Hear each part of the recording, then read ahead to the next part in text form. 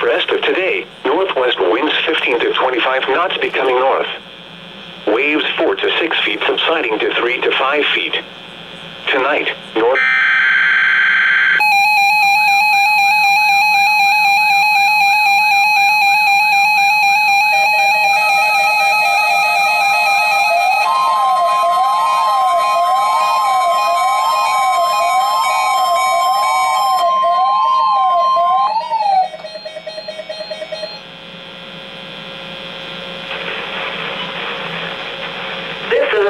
Of the NOAA weather radio warning device.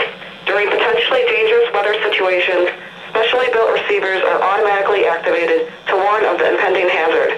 Tests of these receivers are normally conducted by the National Weather Service every Wednesday around noon. When there is a threat of or existing severe weather in the area on Wednesday, the test is postponed until the next good weather day.